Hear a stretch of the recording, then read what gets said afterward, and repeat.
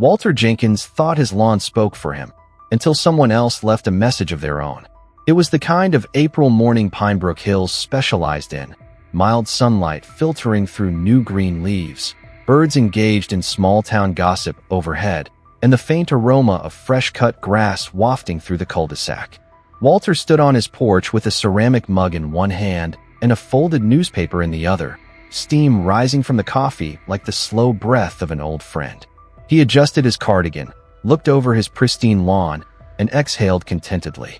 The grass, uniformly cut, lush, and green, was more than yard work to him. It was a routine, a monument, a daily meditation. Since Helen passed 4 years ago, tending the lawn had filled the silence in ways no TV ever could. Every blade felt like a conversation he wasn't ready to end. Then he saw it. Near the base of his mailbox, half obscured by a petunia, lay a brown smudge that didn't belong in his carefully choreographed scenery. He narrowed his eyes, walked down the porch steps with a gentle creak, and confirmed his suspicion. Dog poop. Again. Not the first time. Not even the second. He'd cleaned a similar mess 2 weeks ago, and again 5 days after that, chalking it up to a careless passerby, or maybe the new family on Elm Drive who walked their golden retriever without a leash. But this felt placed. He stared at it for a moment, lips pursed, before retrieving a small bag from the mailbox, a habit he'd picked up recently, and scooped the mess with the resigned efficiency of someone who'd cleaned worse in his life. As he turned to toss the bag in the bin by the garage, something on the community bulletin board across the street caught his eye. A bright, freshly laminated flyer. Curious, he walked over. Honor our neighborhood. Please clean up after your pets. Let's keep Pinebrook pleasant for all. Karen Whitmore, HOA Liaison, acting. Walter blinked.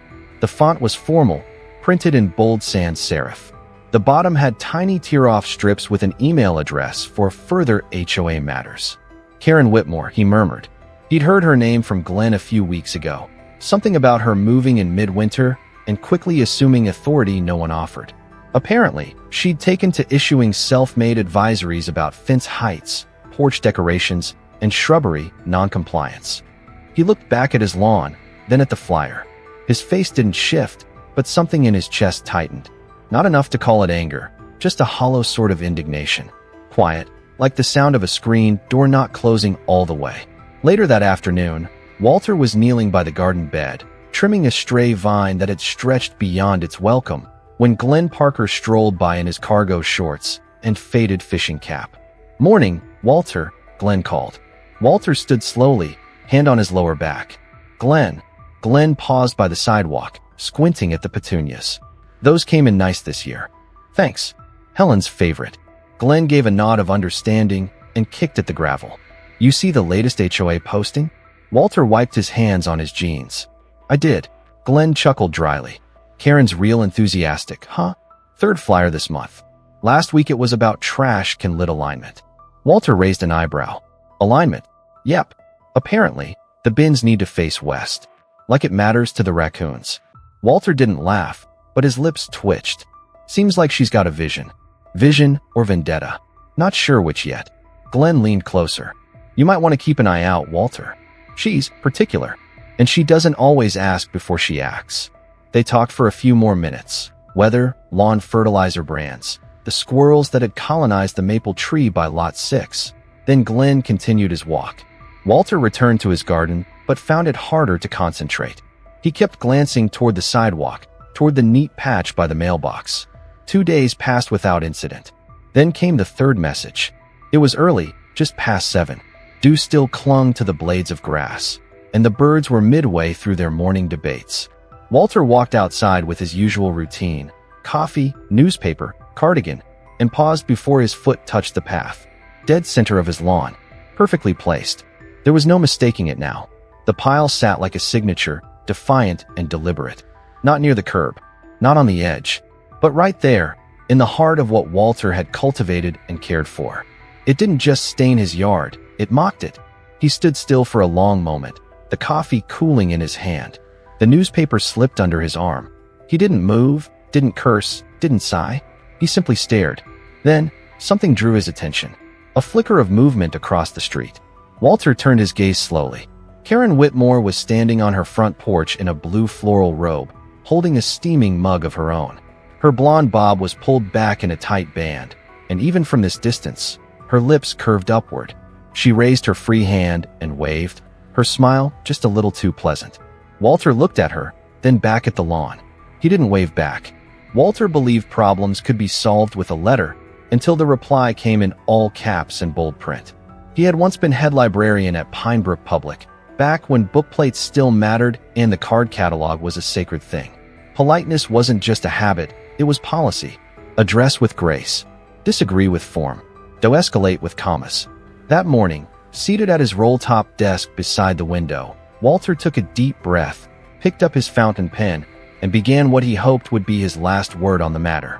"Dear Ms. Whitmore," he wrote, taking care to ensure the loops of the W and M didn't bleed into each other. "I hope this note finds you well. I understand that accidents happen and dogs, being dogs, sometimes leave things behind. That said, I'd appreciate your attention in ensuring your pet does not relieve itself on my lawn moving forward." He paused, reread the paragraph, and nodded. Just the right balance of directness and civility. He folded the note, tucked it into a monogrammed envelope, and walked it across the street that same afternoon. Karen's porch was lined with solar lanterns and a fake boxwood wreath. He knocked once, twice, no answer. So he slid the envelope gently through the door slot, returned home, and exhaled. Then waited. Days passed. The sky stayed blue, the birds still quarreled over breadcrumbs, and the lawn remained unblemished. Walter wondered, briefly, if this was all it took. A kind word, a line politely drawn, a return to quiet. Until Tuesday, it arrived folded into thirds, sealed in a plastic sleeve, and hand-delivered to his mailbox without a stamp. The Pinebrook HOA letterhead was real, though slightly faded from too many home printings. And the body of the message? "Dear resident, we have received a concern regarding tension between neighbors. We ask that all residents refrain from direct confrontations and respect community harmony. Please remember, excessive complaints may be considered disruptive behavior. Pinebrook Hills HOA. Acting Liaison, K. Whitmore." The word disruptive had been bolded. Twice. Walter read it again, then again, before placing the letter flat on his kitchen table. He sipped his coffee. The taste was suddenly bitter. That afternoon, he made his way to the HOA office, an aging single-room unit tucked between the community library kiosk and the tool shed. Inside, the air smelled faintly of copier toner and pine-scented cleaner. Mr. Burke sat behind a laminate desk, adjusting his bifocals. Walter had seen him before, always in beige, always nodding. "Mr. Jenkins," Burke greeted, gesturing to the empty chair. "What can I do for you?" Walter placed the folded letter down like a chess piece. "I'm trying to understand how a politely worded note results in a warning about me." Burke looked over the paper and offered a small shrug. "Karen submitted a notice. Said you were creating tension. By asking her to clean up after her dog, she interpreted your note as accusatory. It stated a fact." Burke folded his hands. "We try not to pick sides in personal matters. Our goal is to encourage peaceful resolutions between neighbors." Walter took a long breath. "And what happens when one neighbor repeatedly violates another's space?" "We hope they work it out." Walter nodded slowly, then stood. Back on the sidewalk, he walked the perimeter of his lawn. The grass was holding up, but he noticed a subtle curve in the petunias, like they too were leaning away from something. 2 days later, he went for his evening walk. The air smelled of honeysuckle and gasoline. Pinebrook's sidewalks curved gently around trimmed hedges and perfectly painted mailboxes. As he passed Karen's house, he spotted her on the sidewalk. She was dressed in athletic gear, earbuds in. Her dog, a fluffy white labradoodle, trotted beside her, no leash. No bag, no hesitation. The dog sniffed, turned, and squatted squarely in the middle of a neighbor's front strip. Karen looked down, smiled, then kept walking. She didn't stop, didn't glance around, just walked on, as if the mess didn't exist. Walter slowed his pace. The house belonged to the Lius, an older couple who often brought extra pie to HOA potlucks. They wouldn't say anything. They never did. Back home, Walter made no calls, wrote no letters. Instead, he opened the drawer beside the microwave, pulled out a slim, flat box, and unfolded the instruction sheet. He hadn't used a security camera before, but the instructions were straightforward. Battery, Wi-Fi, mount, angle. That evening, he stood under the dim porch light with a screwdriver and a roll of painter's tape. He crouched near the fence that faced the sidewalk and installed the camera at knee level, nestled behind a cluster of phlox. Nothing overt. Just there. Quiet. Waiting. That night, he didn't sleep much. Not because of anxiety, but because part of him, the part that once organized library archives by hand, needed to know. He sat in the living room with his laptop open, the live feed playing in a small window. The street was mostly still. Porch lights flicked on, then off. A breeze rustled the boxwoods. It was nearly midnight when the motion alert chimed. Walter leaned forward. There she was. Karen, barefoot, robe tied loosely, stepping lightly across her lawn and onto his. The dog followed, tail wagging. She bent low, not to scoop, but to point. The dog circled, squatted. Walter didn't blink. Karen straightened, turned toward the camera, and waved. Then she walked back home. Walter wasn't looking for revenge, just a receipt. The late afternoon sun dipped behind the oaks lining Maple Row, casting long shadows across Walter's driveway as he wheeled out a folding table from the garage. It creaked in protest, as if unfamiliar with such attention. On top, he laid a small inkjet printer, a stack of ivory cardstock, a roll of clear packing tape, and a Ziploc bag that held something unpleasantly familiar. He took his time. As a librarian for over 3 decades, Walter believed in process. You didn't rush a fine notice or a late fee reminder. You worded things carefully, with just enough authority to prompt action and just enough grace to avoid insult. This, he figured, deserved the same respect. Inside the Ziploc was the latest offering from Karen's dog. Walter had found it that morning, centered precisely in the rectangle of grass between his sprinkler head and mailbox post. The symmetry was almost insulting. He glanced across the street. Karen's porch was quiet, empty. The house itself was pristine, its faux colonial trim recently painted a sterile shade of white. The only thing animated was a plastic flag spinner spinning madly in the breeze. Back at the table, Walter opened a Word template.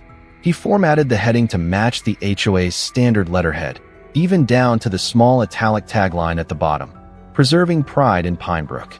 In large, bold type at the top, he wrote, Notice of Violation, Code 4.9a, Misuse of Private Property. Below, he drafted the message. This notice is issued due to repeated encroachment upon private property and unauthorized biological deposits by a non-leashed domestic animal. Documentation on file. Enclosed, please find the object in question, now safely contained. An invoice for lawn restoration and cleanup is included below. Total, $15. Payment can be remitted to the sender in person, by mail, or via a neighborly apology. He signed it simply, Walter Jenkins, Pinebrook resident since 1987. Then he printed 2 copies, one for her, one for his file. He slid the original into a clear plastic sleeve, then sealed the Ziploc to the back using a neat square of double-sided tape. The invoice, in matching cardstock, was attached with a single gold paperclip. As he stood there, inspecting the package under the orange glow of the porch light, the weight of the moment settled in, not heavy, but deliberate. The next part was simple. He crossed the street with steady steps, climbed Karen's front stairs, and leaned the package gently against her door. No knocking, no notes, just delivery. Back home, he poured himself a glass of iced tea and sat by the window, watching the screen from the camera feed tucked under his awning. For over an hour, nothing happened. Then, at 6:42 p.m., the front door creaked open. Karen stepped out in a summer blouse and capris. She spotted the envelope immediately, picked it up with 2 fingers like it might be toxic, and read the heading. Her face contorted, not with confusion, but disbelief. She flipped the package over, saw the bag, and then it hit her. Her shriek was immediate. Walter didn't smile. He simply watched. Karen waved the packet like it had burned her, stomping inside. The door slammed hard enough to rattle the porch railing. By evening, a post appeared on the Pinebrook Neighbors Forum. It wasn't from Walter. He hadn't shared the footage or told anyone. But someone had seen her reaction. The post read, Someone finally answered Karen in HOA language. 10/10 delivery. Replies followed within minutes. About time. Anyone got video? This is the kind of HOA enforcement I can support. Walter closed the laptop quietly. He hadn't commented, hadn't liked, hadn't shared. But something shifted. The air felt lighter. Monday morning, he received a letter. It came in a thin white envelope marked Pinebrook Hills HOA, Compliance Division. Inside, the message was terse. Resident Walter Jenkins. We have been informed of a recent incident involving a biological item and a non-standard delivery. While not explicitly against current HOA bylaws, such actions may be perceived as retaliatory and thus discouraged. Please refrain from future incidents of this nature. Pinebrook Hills HOA Board. Acting Liaison, K. Whitmore. The signature was printed, not signed. He read it twice, then slid it into the folder with his other correspondence. Beneath it, he placed a sticky note labeled, "Discouraged is not equal to prohibited." He was still chuckling when he opened his mailbox to check the regular post. Among the usual flyers and newsletters was a single folded sheet of paper. No envelope. No name. Just a message, written in neat penmanship. "You're not alone." He looked up and scanned the street. Glenn was walking his beagle at the far end of the block. Mrs. Simmons was watering her hydrangeas with a wide-brimmed hat on. No one was looking his way. Walter held the note a moment longer, then folded it and slid it into his breast pocket. He didn't know who had written it, but he knew what it meant. Something was shifting in Pinebrook, and it wasn't just the grass. Sometimes, all it takes is one person to speak up so others can stop whispering. The scent of cinnamon and fresh bread met Walter at the door of the Rolling Pin Cafe. He paused for a moment, taking it in the way others might admire a sunrise. The bell above the door jingled as he stepped inside, greeted by the murmur of familiar voices and the gentle scrape of mugs on ceramic. He scanned the room. Glenn was already seated at the corner table, tapping a packet of sugar against the edge of his saucer. Across from him, Mrs. Simmons sat upright with a scarf tucked neatly under her cardigan, a slice of lemon loaf untouched before her. Walter approached with a polite nod, and Glenn waved him over. "We saved you the good chair," he said. "Appreciated," Walter replied, easing himself into the wooden seat. Mrs. Simmons leaned forward. "We've been meaning to talk to you," she said, her voice softer than he expected. "About the situation." Walter raised an eyebrow. "I saw the post." Glenn chimed in, stirring his coffee. "The one on Pinebrook Neighbors. That little package you left, Karen? Brilliant. But someone beat you to the share button." Walter blinked. "I didn't post anything." "I know, but someone did. Short video clip, no names. Just a quiet porch, one unpleasant surprise, and a woman losing her composure." He smirked. "It's already got 30 comments." Walter exhaled slowly. "I see." Mrs. Simmons tapped her fork against the plate. "I've had my own run-ins with her. Last year, I put up a trellis and tried growing cucumbers along the fence. She said it violated HOA aesthetic continuity. She rolled her eyes. Now I grow them in pots, behind the garage, like contraband." Glenn laughed. "She made me take down my hammock. Said it looked too casual. I didn't know comfort had a dress code." Walter took a sip from the mug Glenn had pushed toward him. "I thought I was the only one." "No one wants to be the first," Mrs. Simmons said quietly. "But second, that's easier." That evening, Glenn posted a new message on the forum, anonymously. The video clip was trimmed to under a minute, showing Karen's expression as she discovered the mock citation and the sealed bag. It wasn't malicious. There was no commentary, just a question at the end. Is this the kind of neighborhood we're becoming? By nightfall, it had sparked a thread. Some comments were dryly supportive. "She's finally getting a taste of her own paperwork. Where do I submit my HOA violation report for the HOA?" Others were more cautious. "Let's not start a war here, folks. We don't know both sides." But the conversation was happening, and not behind closed doors. By Wednesday morning, Karen had responded. Flyers appeared overnight, taped to mailboxes, pinned to the bulletin board by the tennis courts, even slipped under windshields at the community pool. Each one was identical, printed in bold, indignant font. "Protect our neighborhood values. Inappropriate behavior, personal attacks, and viral shaming have no place in Pinebrook. Support community harmony. Respect your HOA. Karen Whitmore, Acting Liaison." Walter found one taped to his own mailbox. The adhesive peeled off some paint. He didn't say a word. He didn't post a reply.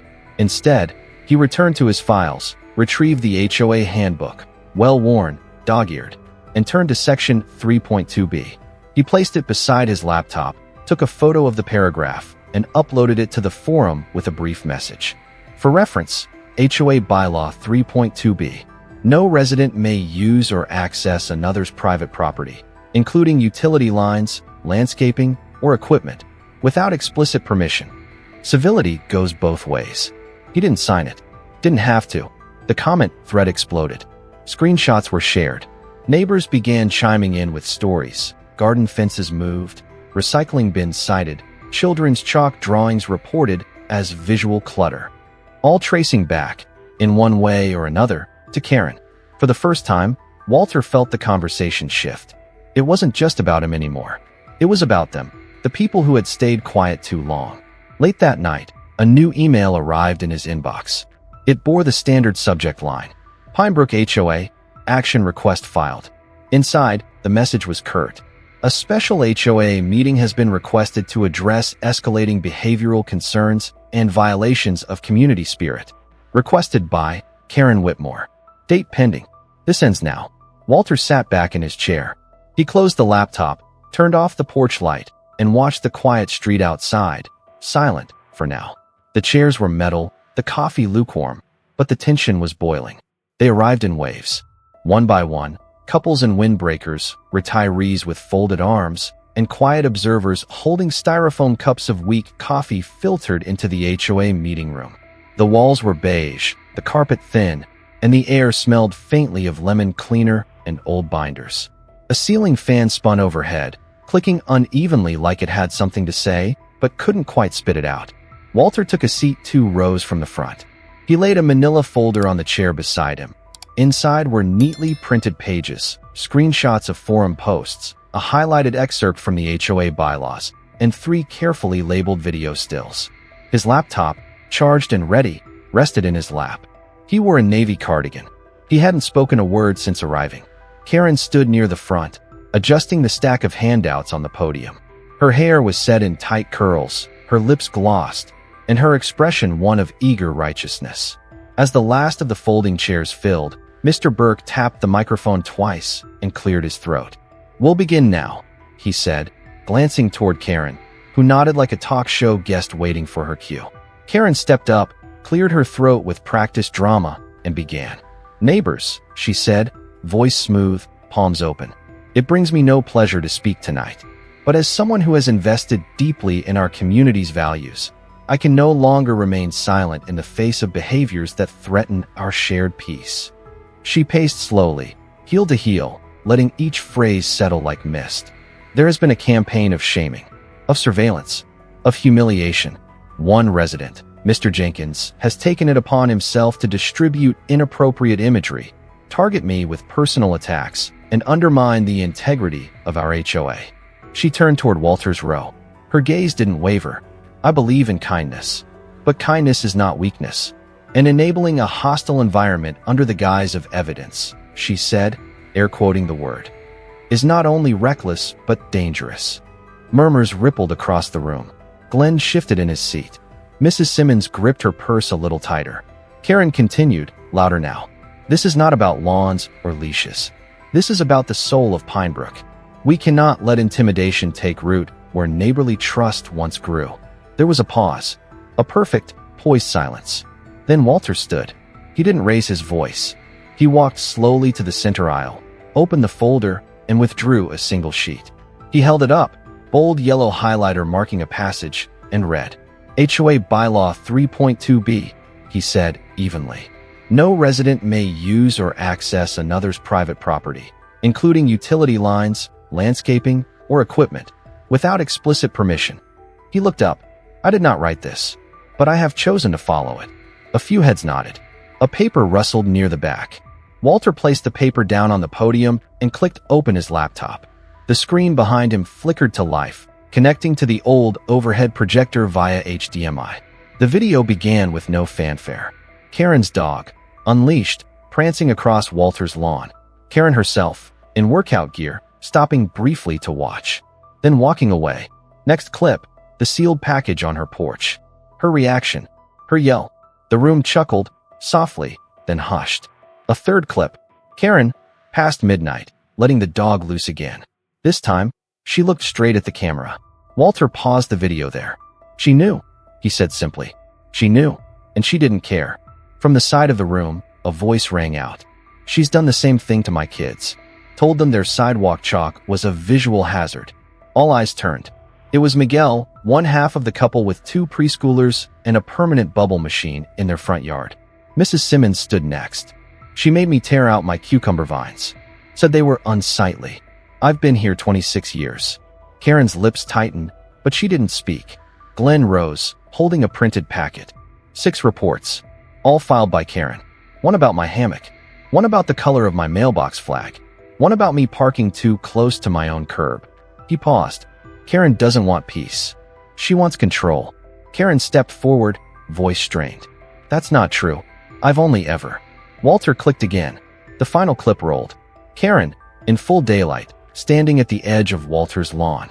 She looked toward the camera, laughed faintly, and said, "It's all shared space anyway." The words were clear. The tone undeniable. The silence afterward was absolute. Mr. Burke cleared his throat again, louder this time. "We've heard a great deal tonight," he said, glancing at his fellow board members. "And while we are not here to play judge, we are here to uphold the standards of Pine Brook." He looked toward Karen. "In light of recent events and documented behavior, the board is issuing a temporary suspension of proposal privileges for 6 months to acting liaison Karen Whitmore. Effective immediately." A stunned silence fell. Karen stood frozen for a beat, face drained of color. Then, without a word, she gathered her papers, turned on her heel, and walked out. She didn't look at anyone, didn't even touch the handout she'd placed so carefully at every seat. The door closed behind her with a muted finality. Mr. Burke shuffled his notes and began to mumble the next agenda item, something about shrub height standards, but no one was listening. All eyes remained on the now empty podium. On Memorial Day morning, Walter placed a small flag in the corner of his lawn and felt like he'd earned it. The sun had risen without drama, spilling soft gold over Pine Brook Hills as if the town itself had decided to exhale. Walter stood at the edge of his front porch, mug in hand, watching the fabric ripple gently in the breeze. The flag was no taller than his knee, but it stood proud, tucked into the curve where the grass met the flower bed. He took a slow sip of his coffee, black, just the way Helen had liked it, and let the warmth settle. The lawn beneath his gaze was clean, lush, untouched. Children's laughter echoed from somewhere down the block, mixing with the faint aroma of burgers already hitting the grill. A year ago, Walter would have been up at dawn to rake every leaf from the grass, edge the sidewalk lines with precision, and inspect for crabgrass with the intensity of a customs agent. Now, he simply smiled when a neighborhood toddler sprinted across his lawn chasing a bubble. He didn't even flinch. The sound of a lawn chair unfolding snapped him from his thoughts.